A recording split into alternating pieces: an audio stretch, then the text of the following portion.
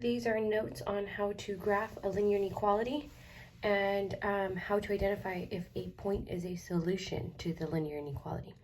So in a coordinate plane, the graph of an inequality in two variables is a set of points. So you're going to notice it's plural. So there's more than one, just one point that represents the solution to the inequality. So the solution is the answer we're looking for. So the boundary line of a linear inequality divides the coordinate plane into two half planes. So you can see our picture here. The boundary line is going to be your inequality line, and then the two half planes. Only one of the half planes contains the points that represents the solution to the inequality. So if I shade above, that would be here, and any point that lies in the shaded area would be a solution. If I would shade below the line, then all of the points in the area below would be my solution.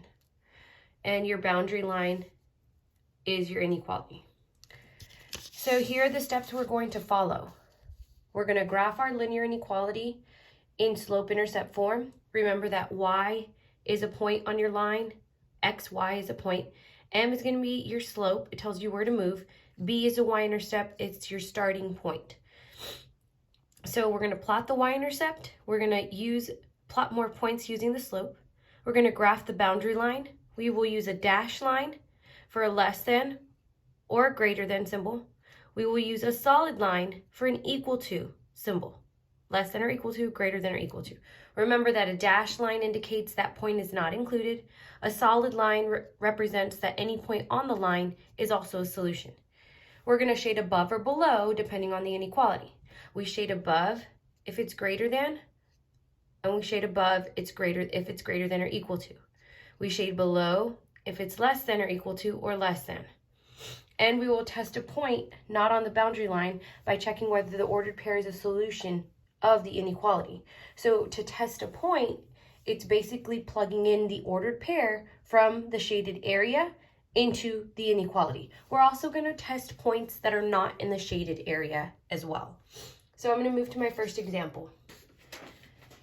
In our first example, we are going to graph the inequality provided. Y is greater than 3x plus 1.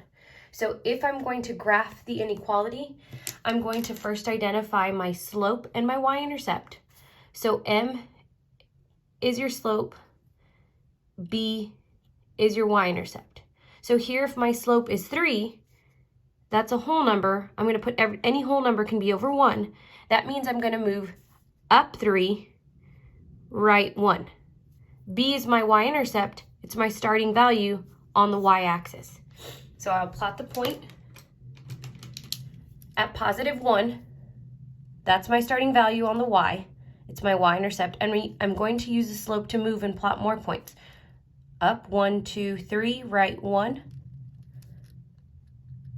Up 1, 2, 3, right 1. To plot more points in the opposite directions, I'm going to go the opposite direction. Down 1, 2, 3, left 1. Down 1, 2, 3, left 1.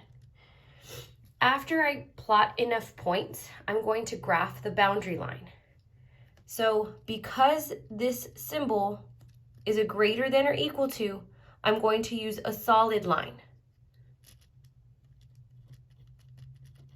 Solid line. So you can draw a solid line here so that you understand it's a solid line because my symbol is greater than or equal to. If it's a solid line, that means I should connect my points.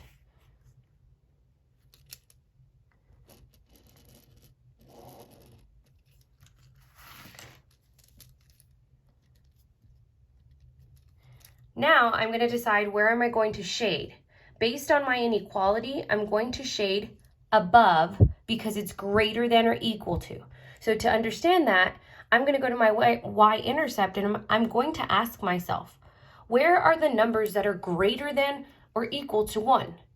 Well, are they above or are they below? They're above. So Understanding above and below means that you can go to your y-intercept and ask, where are the values greater than or equal to your y-intercept? So that means I'm shading everything on the left of this graph. So anything that falls in the shaded area is a solution. So here on step 3, I shaded above because it was greater than or equal to.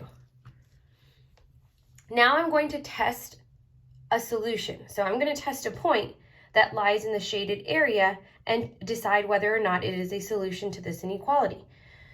Well, let's go ahead and say, well, here's our inequality. So that's the first thing you're going to do.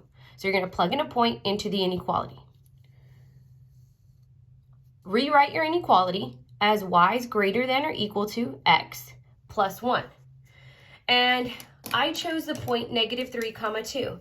So if we choose the point -3, 2, that's 1, 2, 3. -3, 2 does lie in the shaded area.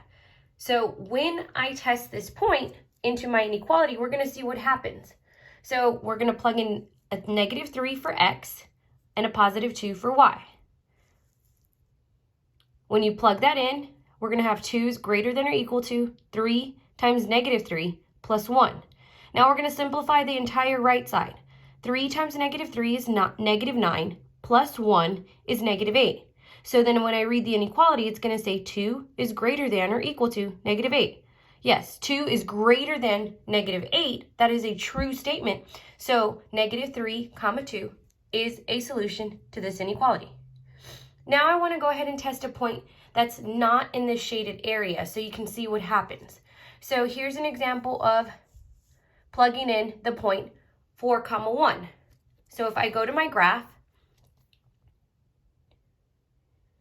4, 1 is right here. So anything that lies on the outside of the shaded area will not be a solution to our inequality.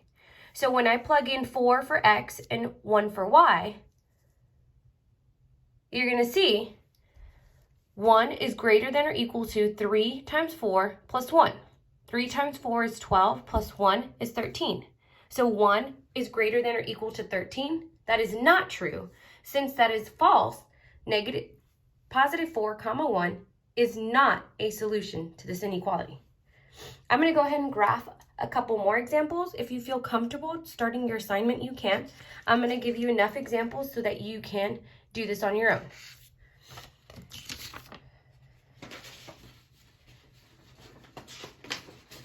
So here's another example. We're going to graph the inequality. Y is less than -5x plus -4. So -5 is my slope. And again, this is a whole number, so I'm going to put it over 1. B is my y-intercept, -4. So I'm going to start at -4 on my graph. And I'm going to use my slope to move. So my slope is -5. That means I'm moving down 5. I'm moving right 1. And then the opposite direction, I'm going to go up 5, left 1.